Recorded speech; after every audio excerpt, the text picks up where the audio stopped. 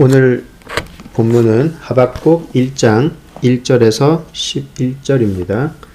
우리 한 절씩 교독하도록 하겠습니다. 먼저 읽겠습니다. 선지자 하박국이 묵시로 받은 경고라. 여호와여, 내가 부르짖어도 주께서 듣지 아니하시니 어느 때까지리이까? 내가 강포로 말미암아 외쳐도 주께서 구원하지 아니하시나이다. 어찌하여 내게 죄악을 보게 하시며 패역을 눈으로 보게 하시나이까? 겁탈과 강포가 내 앞에 있고 변론과 분쟁이 일어났나이다. 이러므로 율법이 해이하고 정의가 전혀 시행되지 못하오니 이는 악인이 의인을 애워쌌으므로 정의가 굳게 행하여 짐이니이다. 여호와께서 이르시되 너희는 여러 나라를 보고 놀라고 또 놀랄지어다. 너희의 생전에 내가 한 가지 일을 행할 것이라. 누가 너희에게 말할지라도 너희가 믿지 아니하리라.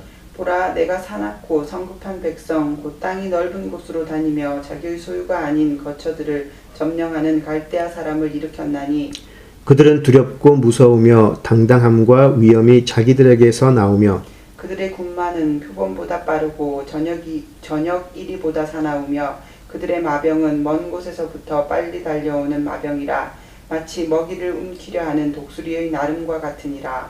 그들은 다 강포를 행하러 오는데 앞을 향하여 나아가며 사람을 사로잡아 모으기를 모래같이 많이 할 것이요.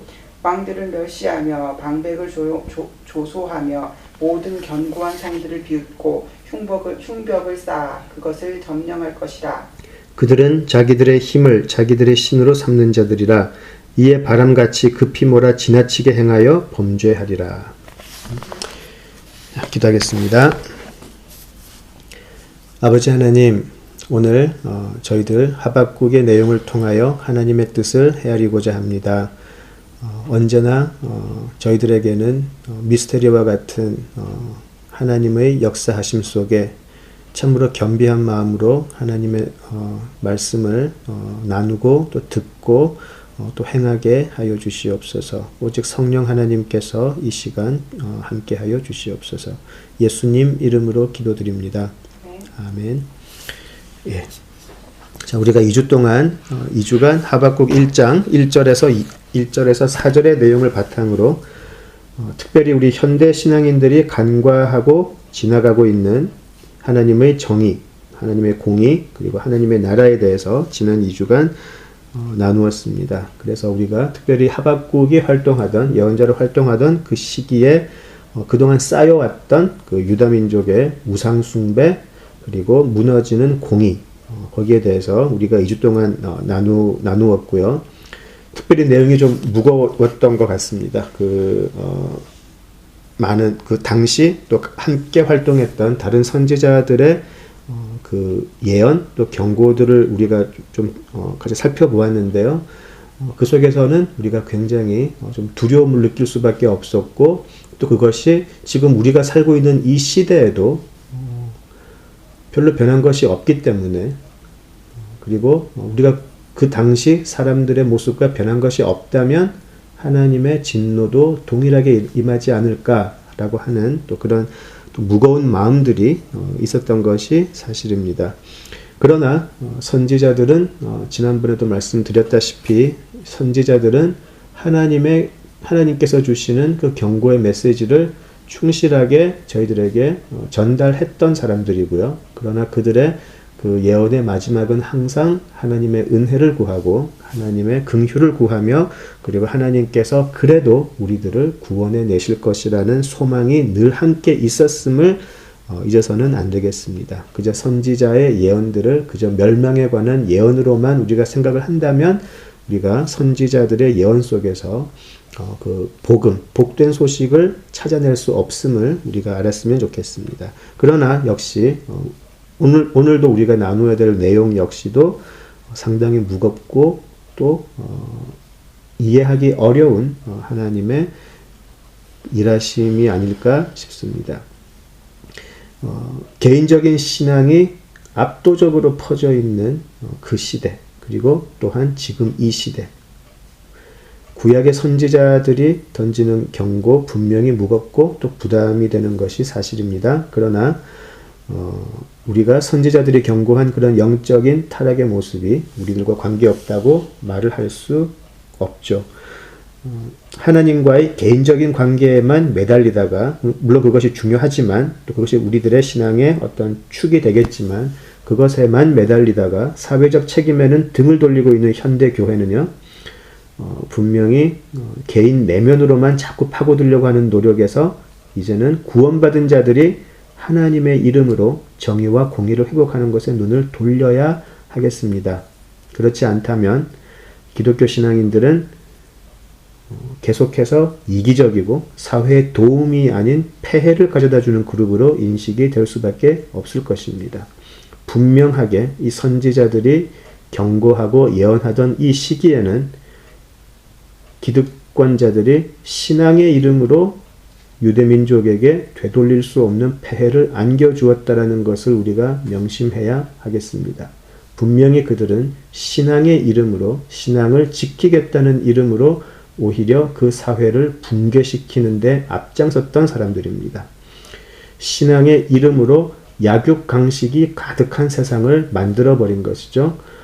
그들이 가진 기득권, 종교적 기득권, 정치적 기득권, 그런 모든 기득권을 바탕으로 그들의 배를 불리고 다른 사람들의 아픔에 눈을 돌리고 그저 자기는 많은 재물을 바쳤다고 만족해하며 자기들은 많은 사람들이 모여서 성회를 가졌다고 스스로 만족했던 많이 가진 자들이 그렇게 어떤 수단과 방법을 가리지 않고 하나님 앞에 드린 것으로 만족했던 그 세상, 바로 약육강식. 오늘날 많은 교회들 속에서도 우리는 그렇지 않다고 말할 수 있을지 모르겠습니다. 우리 신앙은 뜬구름 잡는 그런 관념적인 종교가 아니고요. 철저하게 현실에 뿌리 내려야 하는 영성이어야 함을 잊지 않았으면 좋겠습니다. 개인의 성화가 중요하죠. 분명히 중요하죠. 그러나 그 성화라는 것은 혼자 돛 닦아서 신선노름하고 있는 것이 아니고요. 그 성화는 현실 속에서 살아가며 펼쳐져야 하는 것이지 혼자 사회와 단절한 채로 혼자 만들어가는 무의미한 것이 아님을 반드시 기억해야 하겠습니다. 만약에 그런 것이라면 우리의 구원의 여정이라는 것은요. 세상을 등지고 산으로 들어가서 돛 닦는 무리들하고 별로 다를 거 없죠. 그리고 최소한 그들은 사회적 피해를 주지는 않습니다. 그런데 요즘 우리들의 모습을 보면 매우 개인적이고 더 나아가 이기적이고 사회에 폐해까지 주는 모습을 띠고 있는 것은 아닌지 모르겠습니다. 우리가 하박국을 비롯해서 또 많은 선지자들의 경고를 분명히 깨닫고 어디서부터 잘못되었는지 돌아보아야 할 때가 아닌가 싶습니다. 자, 오늘은 우리 1장 1절에서 4절을 조금 넘어가서요. 1장 1절에서 11절까지를 한번 보도록 하겠습니다. 우리가 잘 알고 있듯이 하박국서는 다른 선지서들하고는 조금 다른 모습을 띠고 있습니다. 하나님의 계시를 받은 선지자들이 그 내용을 이스라엘에게 또 때로는 이방인들에게 전하는 것이 아니고 하박국 개인이 하나님과 대화하는 내용이 담겨 있는 것이 하박국서이죠. 그리고 이 하박국 개인이 하나님과 대화하는 가운데에 놀라운 영적인 깨달음의 자리까지 가는 그 과정이 하나님과의 대화 속에 나타나 있죠. 자, 이런 대화는 하박국 선지자의 아주 강한 하소연으로 시작이 되었던 것을 우리가 볼 수 있습니다. 특별히 우리가 지난 2주 동안 1장 1절에서 4절을 보면서 하박국의 그 하소연 또는 탄원이 어떤 것인지 당시 시대상을 통해서 보았고 또 나름대로 해석을 해보았습니다. 하박국이 활동했던 그 기간이 요시야 왕의 아들, 마지막 종교개혁을 했던 요시야 왕의 아들이었던 그 다음에 들어왔던 여호야김 시대라고 우리가 이야기를 했습니다. 여호야김 시대는 유다의 그 역사 속에서도요, 아주 악정으로 알려진 시기였죠. 아마 유다의 역사를 통해서 가장 악한 정치를 한 왕으로 기억할 수 있을 정도로 매우 악정으로 알려진 시기라고 우리가 알 수 있습니다. 바로 하박국이 드렸던 그런 하소연 그대로죠. 기득권자들은 약한 자들을 짓밟고 또 다른 모든 공의가 굽어지고 그 하박국의 표현으로는 악인이 의인을 애워쌌다라는 표현이 있었는데요. 겁탈, 폐역, 강포 이런 변론, 분쟁 이런 것들이 계속되고 있죠. 모든 그 여호야 그 선지자들의 하나님의 그 계시를 전하는 것도 완전히 무시가 되었던 시대였었고요. 하나로 그 정의와 공의가 무너지다 보니까 나타났던 현상이 바로 어려운 사람들, 가난한 사람들은 긍휼과 은혜를 어디서도 기대할 수 없는 시간이 되었다라는 것입니다. 어렵고 힘든 사람들이 막다른 골목에서 아무런 소망을 품을 수 없다라는 것은 그냥 절망인 것이죠. 그냥 절망의 시대를 보내고 있었다라는 것이죠. 또 하박국이 아닌 예레미야나 또 다른 선지자들을 통해서 우리가 그 시대의 그 아픔들, 그 시대의 절망적인 시대상을 우리가 잘 보았습니다. 그때 하박국은 혼자만의 애통함으로 그 시절을 무력하게 바라보고 있지만은 않았음을 우리가 알 수 있습니다. 그는 선지자로서 그저 그 시대를 바라보며 한숨 짓고 애통해 했던 것이 아니고요. 그는 우리가 1장 2절에서 보듯이 부르짖었고요. 또 하나님께 외쳤다라고 되어 있죠. 그는 끊임없이 그가 보는 그 시대의 그 아픔들을 놓고 끊임없이 부르짖었고요. 그리고 외쳤다라는 것입니다. 그리고 그 2절 3절에서 하박국의 그 하소연의 톤을 보면요. 조금 이렇게 보이죠. 한번 읽어보겠습니다. 2절 여호와여 내가 부르짖어도 주께서 듣지 아니하시니 어느 때까지니까 내가 강포로 말미암아 외쳐도 주께서 구원하지 아니하시나이다. 어찌하여 내게 죄악을 보게 하시며 패역을 눈으로 보게 하시나이까. 그렇게 이야기를 하죠. 그냥 하나님 앞에 드리는 어떤 기도라기보다는 거의 항변에 가까운 외침을 하는 것을 볼 수 있습니다. 왜 내가 이런 죄악과 패역의 모습을 계속 보아야 합니까? 하나님이 어떻게 이러실 수 있습니까? 라고 항의하는 것 같습니다. 조금 심하게 더 이야기를 하면 하나님이 지금 마땅히 해야 하실 일을 안 하고 있는 거 아닙니까? 라고 어떤 하나님의 어떤 직무유기와 같은 그런 책임을 묻는 그런 톤으로 하나님 앞에 항의하는 것 같습니다.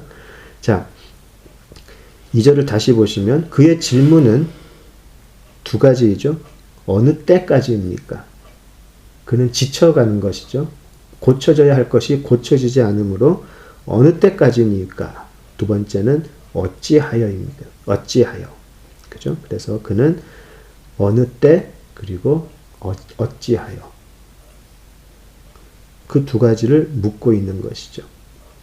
지금 우리 코로나 시대를 살면서 우리는 시간이 지나면 내일 아침 일어나면 어떤 획기적인 치료제나 백신이 발견되어서 단번에 상황이 호전되기를 바라지만 사실 우리가 지난 몇 개월 살아가면서 그런 것을 사실은 보지는 못했습니다. 계속해서 우리는 어느 때까지입니까? 어느 때까지입니까? 기도하게 되죠. 그리고 왜 그렇습니까? 라고 우리가 하나님 앞에 기도하게 되는데요. 지금 하박국은 이 두 가지를 놓고 하나님 앞에 매우 강하게 항변하고 있습니다. 도대체 왜 이렇습니까? 그리고 어느 때까지입니까? 하나님 이러실 수 있습니까? 라고 물어보는 것이죠. 자,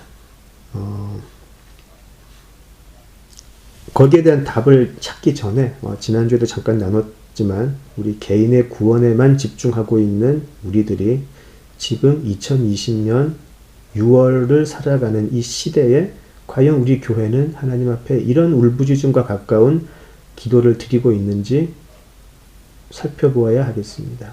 우리가 개인적인 인생, 개인적인 삶 중요하고 각자의 일상 중요하죠. 그런데 너무 거기에 오래 머물러 있었습니다.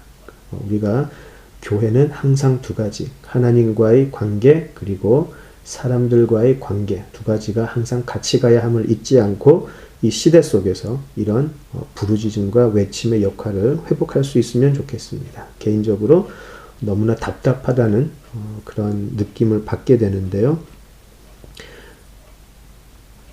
자, 우리 계속해서 5절에서 11절의 내용을 이제 살펴보도록 하겠습니다. 자, 5절에서 11절은요. 5절에서 11절은 이제 마침내 하나님께서 응답하시는 내용입니다. 여기서 중요한 것은 마침내라는 것이죠. 하박국은 한 번 기도드려서 하나님 앞에 응답을 받아낸 것이 아니고요. 하박국이 하나님 앞에 항변할 정도로 도대체 언제까지 이렇게 해야 합니까? 계속해서 기도하는 가운데 마침내 하나님의 응답을 듣게 되었습니다. 자, 오늘의 이 하나님의 응답은요. 하나님의 응답에 대해서 나누게 될 때에 오늘은 어떤 결론을 내기는 좀 어려울 것 같습니다. 하나님의 말씀, 하나님의 응답이 오늘은 어떤 결론을 내기는 조금 어려울 것 같고요. 하나님의 응답을 놓고 그 응답의 전후 맥락을 좀 살펴보고 그리고 하나님의 응답의 내용 그리고 또 하나 중요한 것은 지금 마침내 오랜 기도와 간구 끝에 이제 드디어 하나님의 응답을 듣고 있을 하박국의 마음을 어떤 마음으로 지금 하나님의 응답을 듣고 있을까라는 그런 하박국의 마음을 헤아리는 것으로 오늘은 오늘의 나눔을 하면 좋겠습니다. 일단 하나님께서 당장 들려오지도 않고 이루어지지도 않는 기도 응답에 지쳐가는 그 하박국에게 하나님께서 이제 응답을 마침내 하시는 부분인데요. 하나님의 음성을 처음 들었을 때 얼마나 기뻤을까라는 생각을 개인적으로 한번 해봅니다. 근데 이제 한 가지 아까 하박국의 마음을 한번 살펴보자라고 했는데요. 우리가 어떤 기도 제목을 놓고 오랫동안 그냥 단순한 기도 제목이 아니라 정말 이게 이루어지지 않으면 내가 죽겠습니다. 우리가 예레미야의 표현을 빌면 정말 내 뼈가 녹아버릴 것 같은 내 속이 중심이 타서 내 모든 존재가 타버릴 것만 같은 그러한 간구함으로 한두 번이 아닌 정말 오랫동안 꾸준하게 하나님 앞에 간구를 드렸을 때에 하나님께서 드디어 응답을 하신다라고 했다면 무엇을 기대를 하고 있었을까요? 우리는 어떤 기대를 하게 되는지 모르겠습니다. 당연히 하나님께서 응답하시는 그 순간 하나님께서는 내 기도를 들어주신다라는 마음으로 듣게 되죠. 마치 우리가 어떤 하나의 소원을 놓고 산신령에게 빌었을 때 산신령이 나타났다는 그 사실 자체가 바로 내 소원의 응답의 시작이라는 것이죠.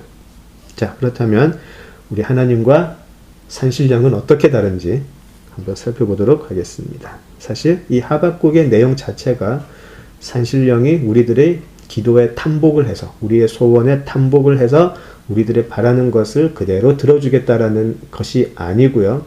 우리 하나님은 어떤 분인가를 알게 되는 참 귀한 내용이라고 할 수 있겠습니다. 그러나 우리가 심지어 교회 교인들조차도 우리 하나님을 그런 산신령과 같이 알아서 기도 제목을 나누고 반드시 그 기도 응답을 받아내야 하는 것으로 착각하는 경우가 얼마나 많은지 모르겠습니다. 자, 하박국 역시 똑같지 않았을까 싶습니다. 하박국 역시 하나님께서 내가 이런 기도를 드렸는데 하나님께서 이 기도를 응답하시는 날 그때는 자신이 기도했던 내용들이 그대로 이루어지는 것이라 믿고 있었을 것입니다. 그가 기도했던 내용은 무엇이었나요? 정의와 공의가 유다의 회복이 되고 유다 민족이 우상 숭배의 길을 떠나 하나님만 믿는 신앙으로 돌아오는 것, 이것이 아주 장엄하고 멋있게 그리고 통쾌하게 회복되는 것이라 믿고 있었을 것입니다. 그러나 우리 잘 알고 있습니다. 우리 방금 읽었던 1장 5절에서 11절의 내용은 하박국이 평소에 알고 있었던 하나님의 일하심과 그의 기초한 소망이 하나님의 응답을 보면 철저하게 무너지는 것을 우리가 알 수 있습니다. 그렇게 간절하게 기도했는데 그리고 그 기도의 내용도 나쁜 것도 아니었고 이기적인 것도 아니죠. 그리고 그가 오랫동안 알아왔던 하나님은 이런 분이시니까 하나님은 이런 것을 참으실 수 없는 분이니까 아주 그의 신앙에 기초한 정말 귀한 기도의 내용들이었죠. 하박국은 그런 이기적인 기도가 아닌 그런 평소에 알고 있었던 하나님에 대한 믿음으로 소망했던 것, 그런 것들이 하나님의 그런 것들이 오히려 무너지는 것을 지금 경험하고 있었을 것입니다. 5절에서 11절의 내용을 이렇게 한번 또 볼 수가 있을 것 같습니다. 이제 마침내 어느 때까지니까 라고 했는데 이제 하나님께서 역사하실 터인데, 그런데 그 하나님의 일하심 앞에 모두가 놀랄 것이다. 이것을 아무리 예언으로 알려도 도저히 믿는 사람이 없을 것이다. 왜냐하면 하나님은 바벨론 제국을 사용해서 하나님의 응답의 도구로 사용하실 것이기 때문이다. 그렇죠? 그 갈대아 사람, 갈대아 사람이라고 표현된 그 바벨론 제국은 매우 포악하고 교만하여서 사람들을 해하는 것에 아무런 가책도 느끼지 않을 것이고, 그들은 유다 왕국을 멸시하여서 왕과 신하를 우습게 보고 멸망시켜 버릴 것이다. 그 바벨론은 오직 자신들의 군사적 힘만 자랑하는 아주 안하무인의 악독한 나라일 것이다. 이런 내용이죠. 하박국은 도저히 믿을 수 없는 내용이었을 겁니다. 그가 유다의 종교적 폐역을 애통해하며 율법에 근거한 정의와 공의가 바로 세워지기를 간절히 호소했던 것이지, 유다가 이방 국가에 멸망하는 것을 바랬던 것은 아니죠. 조금 비유를 한번 해보자면, 교회 안에 하도 많이 우리 성도들끼리 싸워가지고요, 서로 1장 3절에 변론과 분쟁이 가득한 교회로 변해버렸다는 것이죠. 다들 하나님 믿고 다들 주일 되면 꾸역꾸역 예배드리러 오고 11조 잘 바치고 사람들은 많은데 늘 변론과 분쟁이 일어나고 교회 안에 멸시하는 모습들이 생겨나기 시작하고, 교회 안에 잘난 사람 못난 사람 생기기 시작하고 편가르고, 이런 모습이 계속 진행되더라는 거죠. 오기만 하면 싸우고, 오기만 하면 헤어지면 뒷담화하고. 그래서 그 교회 안에 있던 어떤 집사님이 오랫동안 기도를 해왔던 것이죠. 하나님, 예수님의 피값으로 사신 이 교회가 이렇게 해선 되겠습니까? 하나님, 서로가 서로를 용납하고 예수님의 십자가의 능력이 다시 세워지게 해 주시옵소서라고 계속 기도를 해왔는데, 막 40일 금식 기도도 하고요. 했는데 이제 하나님께서 응답을 하신 것이죠.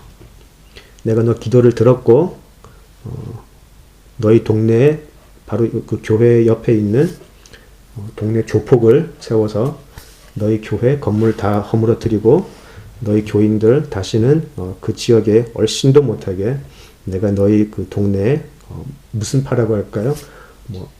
종로파 조폭들을 세워서 너희 교회를 아예 그냥 없애버리겠다라고 대답을 하신 거하고 비슷할지 모르겠습니다. 제가 교회를 세워달라고 했지 언제 조폭들을 통해서 교회를 없애달라고 했습니까? 라고 하는 그런 하박국의 표현인 것이, 항의가 그런 원망이 들지 않았을까 싶습니다. 자, 우리 1장 4절, 앞선 4절에서 하박국은 악인이 의인을 애워쌌다라고 했는데요. 이것은 유다 안에서의 악인과 의인이었던 것이죠. 그가 보았을 때에 종교적 기득권을 가지고 그 사회를 지도하고 있던, 통치하고 있던 자들, 하나님의 율법이 분명히 있는 나라지만 하나님의 그 율법을 이용해서 약한 자들을 약탈하던 그 자들을 악인이라고 보았고요. 하나님을 온전히 섬기는 정말 힘이 없는 그런 백성들을 의인으로 보았던 것이죠. 그런데 지금 하나님께서는요, 그것을 더 확장시키고 계십니다. 너희들이 그렇게 악인으로 보았다. 사실 이방 선민의식에 사로잡혀 있던 유다 민족에게 이스라엘 밖은 전부 다 악이었던 것이죠. 특별히 이스라엘을 감싸고 있던 이방 민족들은 그냥 악인이었던 것이죠. 우리가 예수님께서 사역하실 때 그 이방인들을 개 취급하는 것을 우리가 잘 알고 있습니다. 그들은 개와 똑같았던 존재였던 것이죠. 자, 하박국은 유다 사회 안에서 악인과 의인을 이야기를 했던 것인데요. 하나님께서는 지금 그들이 악인으로 보고 있는 이방 민족을 통해서 너희들을 벌 주겠다라고 하시는 것이니까 하박국은 도저히 이해할 수 없었을 것입니다. 우리가 하박국의 마음과 한번 하박국의 마음을 한번 헤아려 볼 수 있으면 좋겠습니다. 자, 여기서 우리가 아까 처음에 말씀드렸던 것처럼 이 맥락을, 또 역사적인 맥락을 한번 살펴볼 필요가 있습니다. 하박국이 어떤 마음을 가지게 되었을까? 어떤 마음으로, 어떤 생각으로 지금 하나님의 응답을 들었을까? 조금 헤아릴 필요가 있는데요. 자, 왜 하박국을 비롯한 유다 민족, 이스라엘 민족들은 자신들을 하나님의 선민으로 보았고, 그리고 그 모든 이방 국가들은 악인의 나라라고 보았을까? 좀 생각해 볼 필요가 있죠. 특별히 이스라엘의 정체성이, 다시 말하면 왜 그들은 의인의 나라인가? 라는 것을 보면 그들에게는 다윗 언약이라는 것이 있었죠. 다윗 왕을 통한 언약, 그리고 예루살렘 성전 신앙을 그들의 정체성으로 보고 있었습니다. 그들은 모든 하나님의 응답, 그러니까 그들이 하는 모든 하나님께 드리는 모든 제사나 모든 순종, 그런 것들이 다윗 언약과 예루살렘 성전 신앙에 기초한 것이라고 알고 있었던 것이죠. 선지자 역시도 자신이 드리는 이 기도가 이런 두 가지 신앙의 중심에 근거한 것이 되어야 한다라고 분명히 생각했을 것입니다. 다윗 언약이라는 것은 무엇인가요? 하나님께서 다윗과 약속을 맺으실 때에 이제 다윗을 통해서 그 왕위가 계속되며 그 왕위가 계속되는 동안 모든 나라의 우뚝 서는 나라가 될 것이다. 모든 주변의 이방 나라를 지배하면서 통치하면서 번영하는 나라가 될 것이다. 예루살렘 성전을 중심으로 너희들이 모여서 하나님께 예배드리고 하나님 말씀에 순종을 한다면 그 다윗의 언약은 지속될 것이다 라는 것이 그들의 확고한 믿음이었죠. 그래서 그 왕위를, 하나님의 언약은 당연히 그 언약이 있기 때문에 이 다윗 언약을 오히려 더 견고케 하시기 위한 하나님의 조치가 취해질 것이라고 생각을 했을 겁니다. 그런데 오랜 기다림 후에 하나님의 응답은 전혀 그런 것이 아니죠. 다윗 언약이 이루어지기는커녕 오히려 바벨론에 멸망당할 것이라고 하니까 그것을 어떻게 받아들일 수가 있었겠습니까? 그들의 정체성은 다윗 언약과 예루살렘 성전 신앙에 기초한 것인데요. 이것이 바벨론이라고 하는 그 아주 포악한 민족들에 의해서 다 없어질 거라고 하니까 과연 하박국은 하나님의 응답을 어떻게 받아들일 수 있었을까요? 당시 역사 그 상황을 보면 바벨론은 사실은 신흥 세력이라고 할 수 있죠. 이제 고대 바벨론 또 신 바벨론으로 이렇게 역사적으로 나뉘게 되는데요. 문명으로 따지면 역사가 아주 오랜 바벨론 문명이었는데요. 도시국가로 오래 있었는데 하박국 당시에는요. 바벨론이 이제 느부갓네살 왕 2세가 왕위에 오르면서 다시 군사적으로 일어서는, 당시에는 사실은 신흥 세력이었습니다. 지역에서. 그래서 이제 그 지역 패권을 노리며 점점 확장하고 있는 시기였죠. 그래서 그 요시야 왕 때부터 보면 그 애굽에 붙을 것인가 아니면 바벨론에 붙을 것인가, 이것이 항상 관건이 되어왔던 것입니다. 요시야는 반애굽으로 갔지만 또 여호야김이나 또 그 다음에 오는 시드기야 모두 반애굽으로 바벨론으로 친애굽으로 돌아서는 모습을 우리가 볼 수 있을 것 같습니다. 그 신흥 세력이었던 바벨론은 아주 잔악하고 포악하고 호전적이라고 잘 알려져 있었습니다.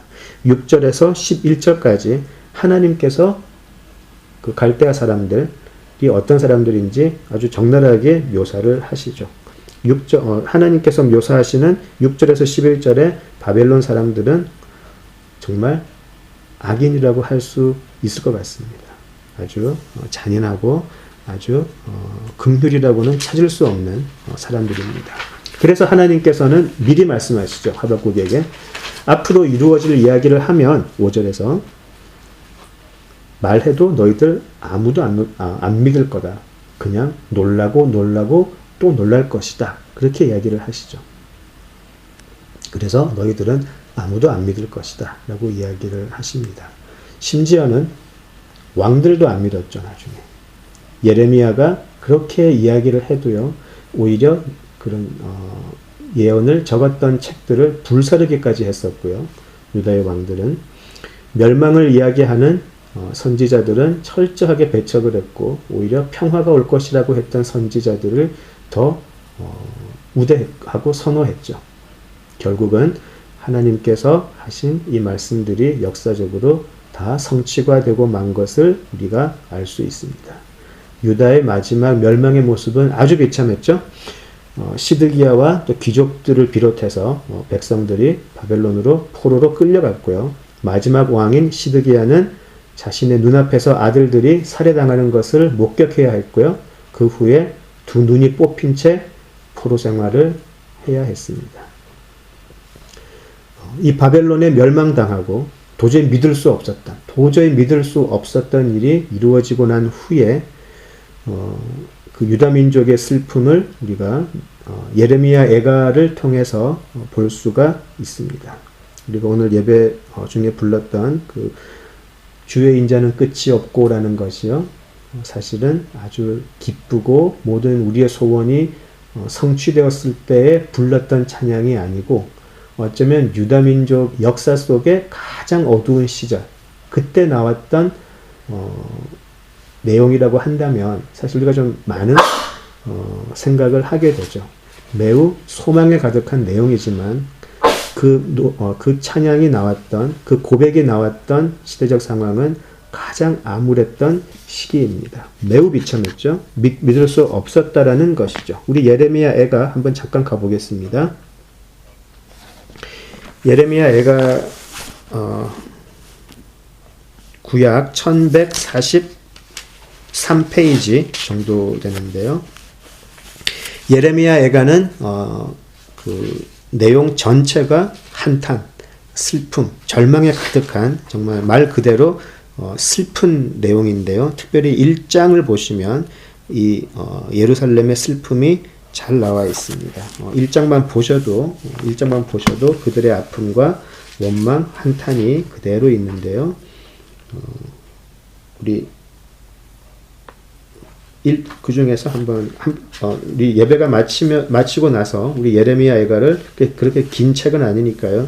한번 쭉 읽어볼 수 있으면 좋겠는데요. 예, 우리 시은이 엄마가 1장 8절에서 16절까지 한번 읽어주면 좋겠네요. 천천히 1장 8절에서 16절을 한번 읽어주면 좋겠습니다. 예루살렘이 크게 범죄함으로 조석거리가 되었으니 전에 그에게 영광을 돌리던 모든 사람이 그의 벗었음을 보고 업신여기며 그는 탄식하며 물러가는도다. 그의 더러운 것이 그의 옷깃에 묻어 있으나 그의 나중을 생각하지 아니하며 그러므로 놀랍도록 낮아져도 그를 위로할 자가 없도다. 여호와여, 원수가 스스로 큰 체하오니 나의 환난을 감찰하소서. 대적이 손을 펴서 그의 모든 보물들을 빼앗았나이다. 주께서 이미 이방인들을 막아 주의 성회에 들어오지 못하도록 명령하신 그 성소에 그들이 들어간 것을 예루살렘이 보았나이다. 그 모든 백성이 생명을 이으려고 보물로 먹을 것들을 바꾸었더니 지금도 탄식하며 양식을 구하나이다. 나는 비천하오니 여호와여, 나를 돌보시옵소서. 지나가는 모든 사람들이여, 너희에게는 관계가 없는가? 나의 고통과 같은 고통이 있는가 볼지어다. 여호와께서 그의 진노하신 날에 나를 괴롭게 하신 것이로다. 높은 곳에서 나의 골수에 불을 보내어 이기게 하시고 내 발 앞에 그물을 치사 나를 물러가게 하셨으며 종일토록 나를 피곤하게 하여 황폐하게 하셨도다. 내 죄악의 멍에를 그의 손으로 묶고 얽어 내 목에 올리사 내 힘을 피곤하게 하셨으며 내가 감당할 수 없는 자의 손에 주께서 나를 넘기셨도다.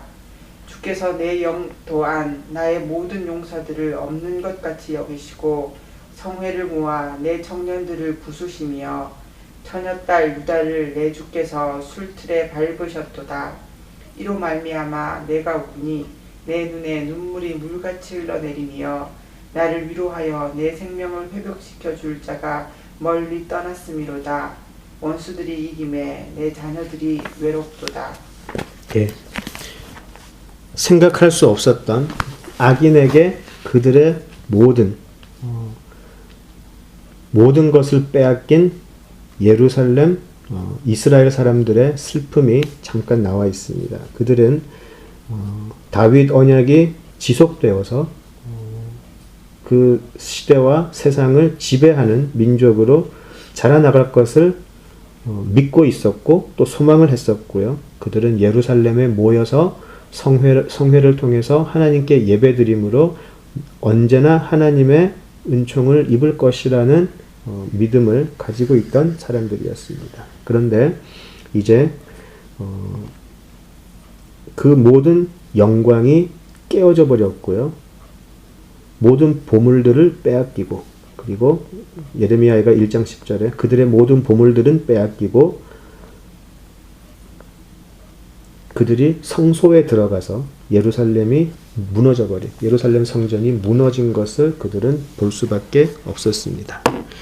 때때로 이런 생각을 한번 하게 됩니다. 우리가 어쩌면 지금 보이지 않는 바이러스의 포로가 돼서 살아가고 있는 것은 아닌가? 이런 생각을 하게 됩니다.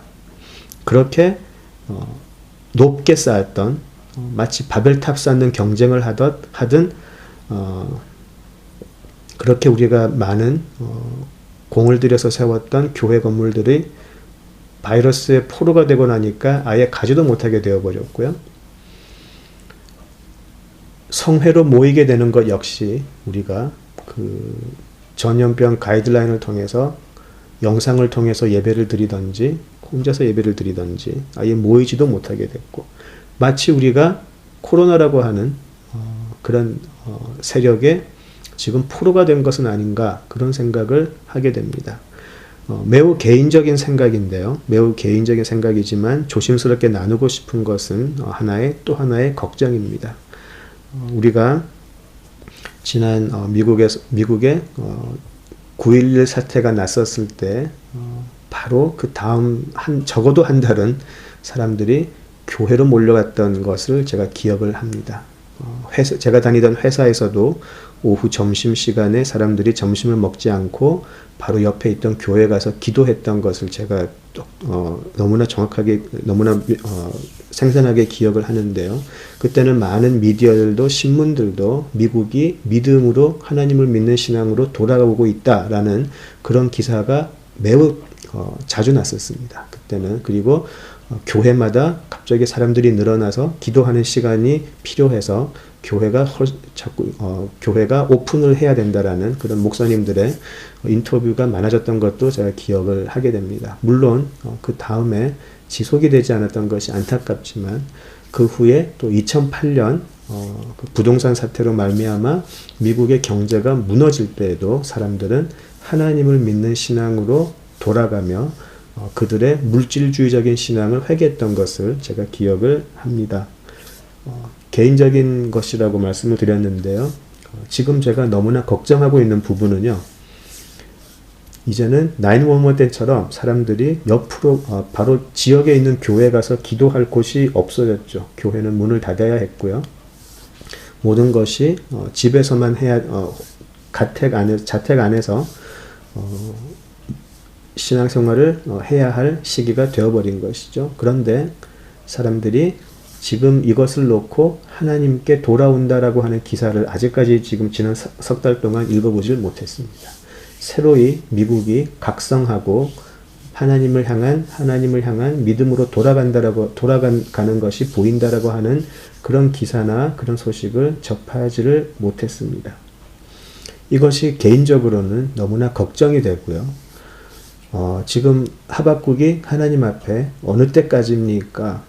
왜 이렇습니까? 라고 외치는 이 역할을 교회가 해줘야 하는데, 그리고 우리가 해야 하는데 그 모습이 보이지 않음이 너무나 답답하고 또 안타깝고 그렇습니다.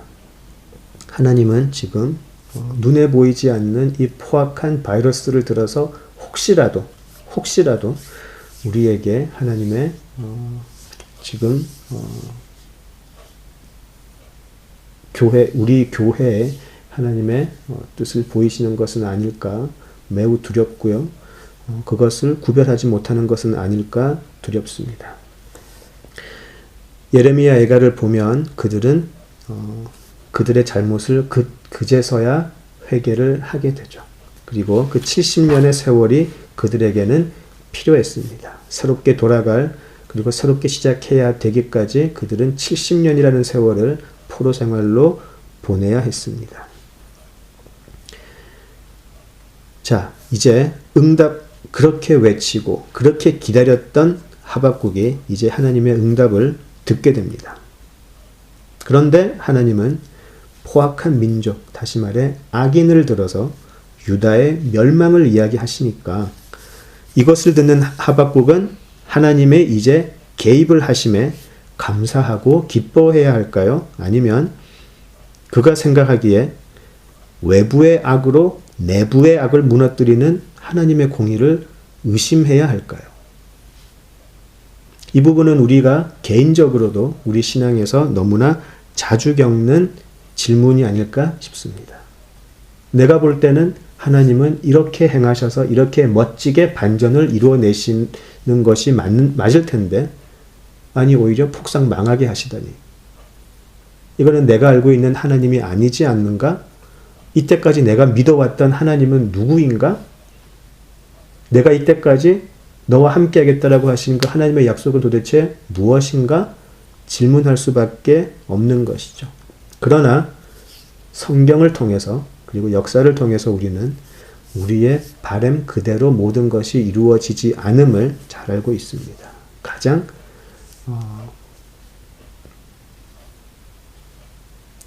중요한 사건은 바로 예수님의 십자가 사건이죠. 우리의 믿음에 기초한 것이라면 하나님의 아들인데 마지막에 십자가에서 멋진 반전이 이루어지는 것이 맞지만 하나님은 독생자가 십자가에서 사람이 당할 수 있는 최고의 고통과 수치를 그냥 당하게 하시는 것이죠. 우리는 하나님이 일하시는 방식에 늘 당황하곤 합니다. 우리가 기도를 한다는 것은 그 기도 응답의 시나리오를 은연중에 미리 만들어 놓는 것이죠. 그리고 그대로 이루어지는 것이 하나님의 응답이라고 우리들은 생각을 하게 됩니다. 그러나 하나님께서는 얼마나 자주 전혀 생각하지 못한 일들을 이루시면서 우리를 놀라게 하시는지 모르겠습니다. 우리 각자가 오랜 신앙생활을 통해서 경험하셨을 거라고 믿습니다. 때로는 그 놀람이 우리에게는 소망이 아니고 절망이 되고요.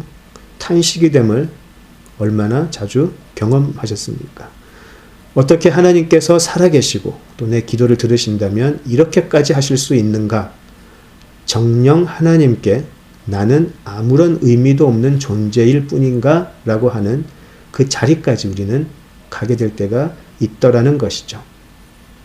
한 가지 중요한 것은 우리가 이해할 수 있는 틀 안에서 하나님은 일하시지 않음을 우리가 알아야 한다라는 것입니다. 이것은 하박국의 큰 주제 중에 하나이고 또 비슷한 욥기에서도 우리가 볼 수 있습니다. 우리가 이해할 수 있는 틀 안에서 하나님은 일하시지 않음을 우리가 알아야 하고 그것을 인정해야 한다라는 것입니다. 하박국은 잘못된 신앙은 아니죠. 그는 진정으로 하나님의 공의와 정의를 이해하려고 했고요. 그 믿음에 근거한 기도를 드렸던 사람입니다. 그러나 그 역시 그가 속한 시대, 그가 속한 역사, 그리고 그가 속한 민족이라는 틀을 벗어나지는 못했던 것을 우리가 알 수 있습니다. 하나님은 어떤 분이신가요? 우리가 그분의 정의, 그분의 공의, 그분의 긍휼, 그분의 구원의 경륜 다 알지만 그분은 역사 전체의 틀 속에서 일하시는 분이지 우리가 속하고 우리가 볼 수 있는 틀 속에서 일하시는 분은 아니라는 것을 우리가 알아야 한다라는 것입니다. 그래서 욥이 그렇게 하나님 앞에 간구하고 하나님 앞에 항의를 드리다가 하나님의 존재 자체를 만나고 나니까 아무런 말을 못하죠. 그는 내가 귀로만 듣던 하나님, 눈으로 보았더니 이제 하나님 제가 죄인입니다라고 하는 이해하기 어려운 대답을 할 수밖에 없는 것이죠. 우리 개인의 삶 속에서도 지금은 하나님께 실망하고 하나님의 일하심에 놀라지만 나중에 돼서 그것을 감탄하며 감격하는 경우가 종종 있어 왔던 것도 경험하셨을 거라고 생각을 합니다. 우리는 삶 속에서 이 기도의 응답이 더딜 때, 기도와는 정반대로 일이 진행될 때 낙심하죠. 또 절망하죠. 의심도 들고 의욕을 잃어버리고 우울해지기도 하는 것이 우리들의 모습입니다.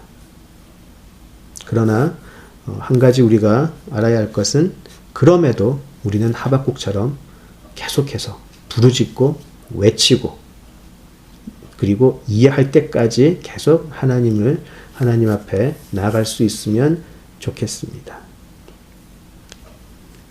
자, 하박국은 지금 이 하나님의 응답을 들으면서 어떤 마음이 들었을까요? 우리 자신의 삶 속에서 이런 응답을 들었다면 우리는 지금 어떤 마음으로 하나님의 말씀을 듣고 있을까요?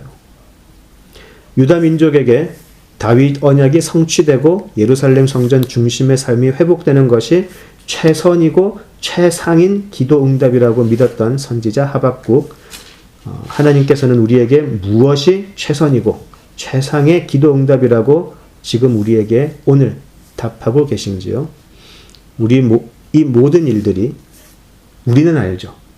지금 하나님께서 하박국의 시대에 갈대아 사람을 일으켜서 유다를 망하게 하는 그것이 수천 년을 지나 오늘날 살아가는 우리들은 알죠. 이 하나님의 역사는 앞으로 오실 예수 그리스도 십자가와 부활로 이어짐을 우리는 알고 있습니다. 그러나 하박국은 그리고 그 시대 사람들은 알 수 없었을 것입니다. 예레미야 애가의 그 슬픈 노래를 부르는 사람들 역시 이것이 하나님의 독생자를 통한 구원의 경륜으로 이어짐을 볼 수 없었을 겁니다. 그래서 그들은 슬퍼했고 아파했고 절망했던 것이죠. 자, 지금 하나님이 내 역사 속에서 일하시는 모습이 내가 바라는 것이 아니고 전혀 엉뚱한, 전혀 내가 아는 하나님이시라면 하셔서는 안 될 그런 일들을 일하신다면 우리는 어떻게 반응을 하겠습니까? 어떤 마음으로 하나님 앞에 우리가 대답을 하겠습니까? 자, 이 알 수 없었던 너무나 충격적인 하나님의 응답에 하박국이 어떻게 대답을 하는지 우리 다음 주에 또 함께 내용을 살피면서 하박국의 마음을 또 하박국의 그 호소의 내용을 살펴보도록 하겠습니다. 예, 오늘은 여기까지 하도록 하겠습니다. 기도하시죠.